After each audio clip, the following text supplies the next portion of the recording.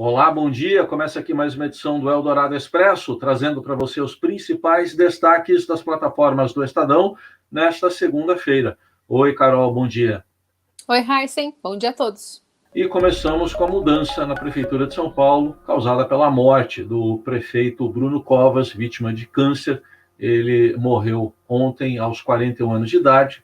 Teve um grande cortejo, um velório na própria prefeitura e depois o sepultamento na cidade de Santos, no jazigo onde está o avô dele, o ex-governador Mário Covas. Com a morte de Bruno Covas, já assumiu a prefeitura o então vice, que era prefeito interino, Ricardo Nunes, um ex-vereador pouco conhecido nacionalmente. E hoje, na primeira agenda pública dele, ligada à vacinação contra a Covid no estádio Allianz Parque do Palmeiras, ele fez um discurso na entrevista coletiva de continuidade, disse que participou de todas as negociações para a formação do governo de Bruno Covas e que será um governo de continuidade. E evitou também temas políticos, como, por exemplo, as eleições de 2022. Os detalhes você encontra no portal do Estadão. Falando em vacinação iniciada no país nas últimas semanas, a vacinação contra a Covid da população com comorbidades provocou uma corrida por atestados médicos e até mesmo suspeita de fraudes. Possíveis casos de fura-fila, são investigados em vários estados, como Amapá e Paraíba, mas também têm sido relatados em outras partes do país. Preocupada com essa fraude de laudos, a Secretaria de Saúde de São Paulo vai monitorar os números de registros, o CRM dos médicos que assinam esses documentos. Falando em CPI, hoje não tem comissão, sessão da comissão que vai analisar as possíveis omissões do governo federal, mas o Planalto olha com extrema preocupação para dois depoimentos desta semana, o do ex-chanceler Ernesto Araújo, amanhã, e do ex-ministro da Saúde, Eduardo Pazuello, na quarta. Os dois são considerados politicamente inábeis e de temperamento explosivo.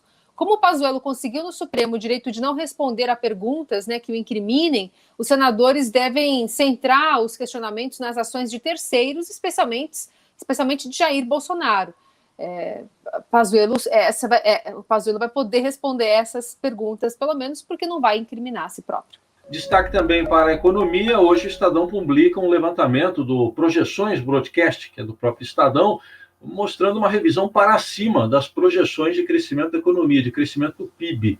Foram ouvidas 35 instituições, entre bancos, corretoras e consultorias, e a média das projeções indica um aumento na previsão de crescimento da economia de 3,2% para 3,8%.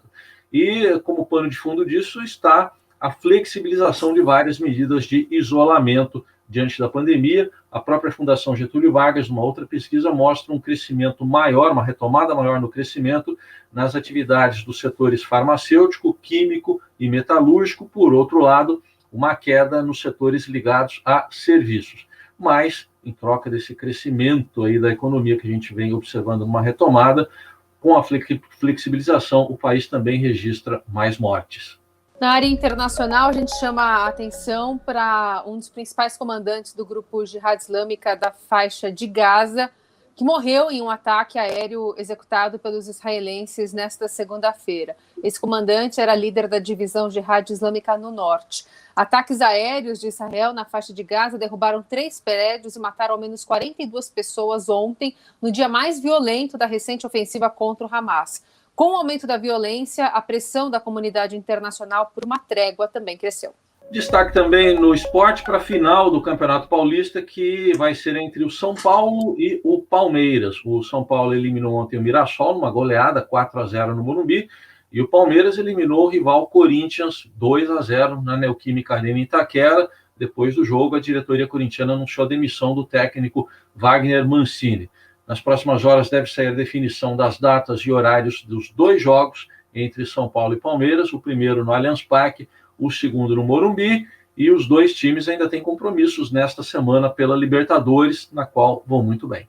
Bom, e a brasileira Júlia Gama ficou em segundo lugar na edição do Miss Universo, que aconteceu neste domingo, após o adiamento do evento do ano passado. A vencedora do concurso foi a mexicana Andrea Meza, mas a internet está protestando, classificando essa decisão como injusta. como também aconteceu, na opinião dos brasileiros, com a Miss Natália Guimarães em 2007. O Brasil não vence o Miss Universo desde 1968, antes ganhou também em 1963. Estes e outros assuntos você acompanha nesta segunda nas plataformas do Estadão. Uma boa semana. Até amanhã. Boa semana. Até terça.